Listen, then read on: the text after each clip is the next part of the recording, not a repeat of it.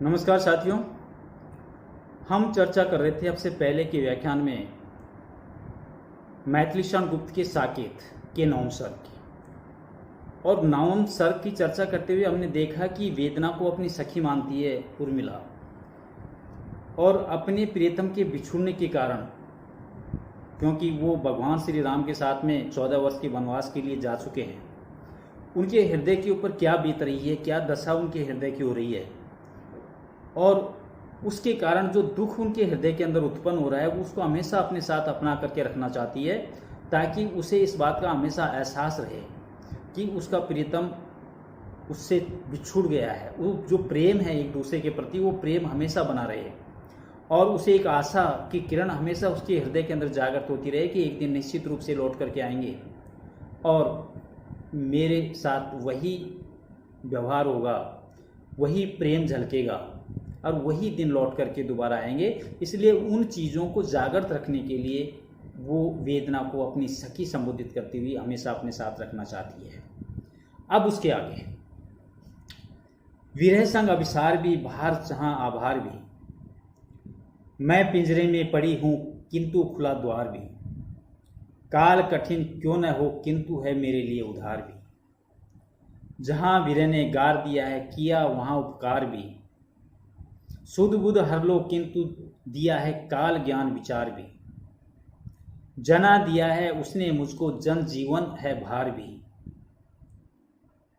और मरण वह बन जाता है कभी ही का हार भी, जाना मैंने इस उर में थी ज्वाला भी जलधार भी, प्रियी नहीं या मैं भी थी और एक संसार भी।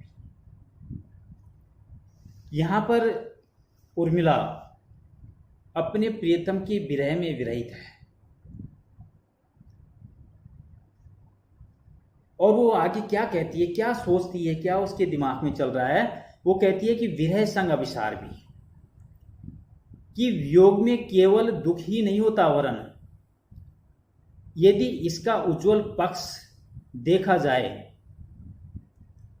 तो अभिसार भी, तो वह सुख देने वाला भी होता है। इसमें यदि वियोग की वेदना छिपी हुई है तो मिलन का सुख भी कहीं न कहीं इसके अंदर मौजूद होता है, क्योंकि बाहर जहां आभार भी, जहां वियोग होगा वहां मिलन भी होगा, और वियोग के पश्चात मिलन निश्चित होना है, और इस मिलन में भी सुख होता है। वह वियोग के कारण ही होता है, क्योंकि अगर वियोग नहीं होगा तो एहसास नहीं होगा, और जब एहसास नहीं होगा तो सुखद आनंद की अनुभूति कैसे होगी। इसलिए विरह संग अभिसार भी, बाहर जहां आभार भी। वो कहती है कि यदि वियोग नहीं हो तो फिर मिलन का सुख वो सुख नहीं होता। आगे कहती है, मैं पिंजरे में पड़ी हूं किंतु खुला है द्वार भी। वियोग यदि बाहर है तो आभार भी है, और वियोग में जीवन के दुखों का जो भार स्वरूप हमें प्रतीत होता है वह वियोग के कारण ही है, जो संयोग पर और ज़्यादा खुशी देता है। वो कहती है कि मैं पिंजरे में पड़ी हूँ, कि यद्यपि मैं राजमहल के में मुझे पिंजरे के समान कष्टदायक प्रतीत होता है। राजमहल को यहाँ पर पिंजरा इसलिए कहती है कि खुशियाँ वहाँ मिलती है जहाँ अपने अपने संग होते हैं, लेकिन जब अपनों का बिछोह हो जाता है, छूट जाते हैं, तो सारी सुख सुविधाएं उन्हें दुख देने वाली होती हैं।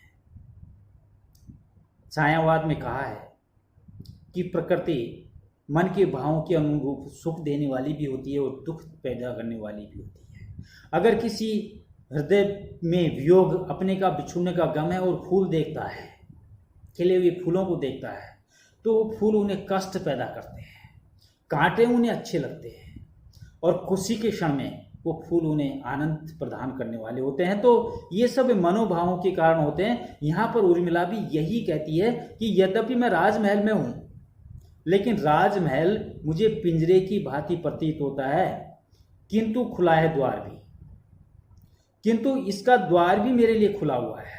यहाँ कोई रोकने वाला नहीं है, कोई टोकने वाला नहीं है, कहने का भाव है कि यद्यपि मेरा शरीर राजभवन की 4 दीवारी में बंद है, पर वियोग ने मेरे मन को इतना व्याकुल और स्वच्छंद कर दिया है कि जिस प्रकार पिंजरे के अंदर कैद पंछी जब पिंजरे का द्वार खुलता है तो वो खुल करके आसमान में उड़ता है और उड़ करके कहीं भी वो जा सकता है।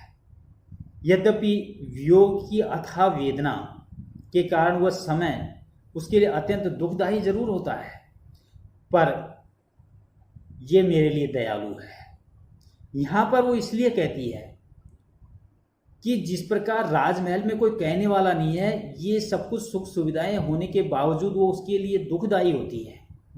एक पक्षी को जब पिंजरे में कैद किया जाता है, लेकिन जैसे उस दरवाजे का उस पिंजरे के दरवाजे को खोला जाता है, वो आसमान में खुल करके उड़ता है। उर्मिला कहती है कि मेरे इस राजमहल के दरवाजे मेरे लिए हमेशा खुले हैं। मेरा मन उस तोते के समान है जो मेरे प्रियतम की थाह लेने के लिए दूर दूर तक दौड़ करके स्मृतियों में चला जाता है, और स्मृतियों में जाकर के वो वापस लौट करके वापस दुख पैदा करके यहाँ पर लौट करके आ जाता है। काल कठिन क्यों न हो किंतु मेरे लिए उधार भी। उर्मिला कहती है कि वियोग की अथाह वेदना के कारण ये समय मेरे लिए चाहे कितना ही दुखदायी क्यों नहीं हो, पर मेरे लिए तो ये दयालु है, क्योंकि यह एक आशा का संचार मेरे हृदय के अंदर लेकर के आता है, और वो ये कि ये निरंतर चलकर प्रिय के आने की अवधि को समीप लाता जा रहा है। समय आगे आगे जो बढ़ता है, मेरे प्रियतम के आने की अवधि घटती जाती है। इसलिए ये दुखदायी तो है, लेकिन मेरे लिए तो अच्छा है, खुशी देने वाला है। जहां विरह में गार दिया है किया वहां उपकार भी। विरह ने जहां मुझे मिटाया है, गार दिया है, गारना मिटा देना। जहां विरह ने मुझे मिटाया है, दुख दिया है, कष्ट दिया है, वेदना मुझे दी है, वहां किया वहां उपकार भी। वहां मेरे साथ उपकार भी किया है, क्योंकि विरह ने यद्यपि मुझे चेतना शून्य बना दिया है, परंतु सुध बुध हर ली, किंतु दिया ज्ञान काल ज्ञान विचार भी। सुध बुध हर ली, मुझे चेतना शून्य बना दिया है, क्योंकि मेरा प्रियतम मेरे पास नहीं होने के कारण मेरे सोचने समझने की क्षमता नष्ट होती जा रही है। इसलिए मुझे चेतना शून्य बना दिया है, लेकिन फिर भी दिया काल ज्ञान विचार भी, किंतु काल का ज्ञान भी मुझे दिया है। अर्थात मैं सदैव ये जानती थी कि प्रिय के आगमन की कितनी अवधि बीत चुकी है और कितनी शेष है। ये सांसारिक आकर्षकों में ही सब कुछ समझती थी अब तक, क्योंकि प्रियतम मेरे नज़दीक थी, मेरे पास थे। लेकिन अब जना दिया है उसने मुझको, जन जीवन है भार भी। लेकिन समय और परिस्थिति इस तरह की बनी कि मुझे इस विरह वेदना ने ये तात्विक ज्ञान दे दिया है कि ये जो आकर्षण जो कभी कभी मेरे जीवन में भार बन जाते हैं, दुख पैदा कर जाते हैं, और कभी कभी मृत्यु भी, जिसको कोई वर्णन करना नहीं चाहता। सब लोग जिससे गणना करते हैं, किंतु वस्तु बन जाती है, प्रेम की वस्तु बन जाती है। विरह के कारण ही ये मुझे ज्ञान प्राप्त हुआ है। और मरण वह बन जाता है कभी ही एक हार ही। आज वो जो मृत्यु है, जिससे कारण लोग दूर भागते हैं, घृणा करते हैं, नफरत करते हैं, कोई उसके नजदीक नहीं जाना चाहते, लेकिन आज परिस्थितियां जिस तरह की पैदा हुई है, उस परिस्थितियों के कारण ये मेरे हृदय के प्रेम जन्य वासना की ही आग नहीं है वरण। जाना मैंने इस उर में थी ज्वाला भी जलधार भी। जलधार कहा है कि जब प्रियतम में मेरे पास थे तो प्रेम की जलधारा हमेशा झरती रहती थी, बहती रहती थी। चारों तरफ वातावरण खुशनुमा वातावरण रहता था। चारों तरफ सारी चीजें मुझे अच्छी लगती थी, सांसारिक चीजें मुझे बहुत प्यारी लगती थी। लेकिन समय और परिस्थितियों का खेल, जो चीजें मुझे अच्छी लगती थी, ये राजमहल जो मुझे अच्छा लगता था, यहाँ की वाटिका मुझे अच्छी लगती थी, यहाँ की हर वस्तु से मुझे प्रेम था।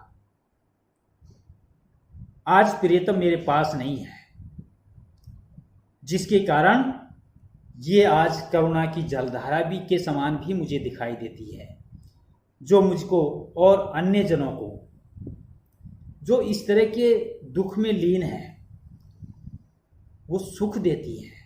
सुख कैसे देती है? जब एक दुखी दूसरे दुखी से मिलता है, एक दूसरे की भावनाओं की कदर करता है और एक दूसरे की भावनाओं को कदर करके उनके दुख और क्लेशों को समझने और सोचने की क्षमता रखता है, तब वो सारी चीज़ें एक दूसरे को दुखदायी, कहते हैं ना कि दर्द बांटने से बढ़ता है। हृदय के अंदर कोई घाव है, कोई दुख है, अगर वो दुख और उस घाव को अगर हम किसी से कह देते हैं तो निश्चित रूप से दर्द की कुछ सीमाएं घट जाती है, कम हो जाती है। तो यहाँ पर उर्मिला ये कहती है कि ये जो प्रेम था, कभी जो झलकता था, ये सारी चीज़ें मुझे अच्छी लगती थी, एक जलधारा की तरह मुझे प्रेम प्रिय लगती थी। आज प्रिय के बिछुड़ने के कारण ये सारी चीज़ें वेदना उत्पन्न करती है कि ज्वाला की तरह मुझे दिखाई देती है। कहती है कि जब तक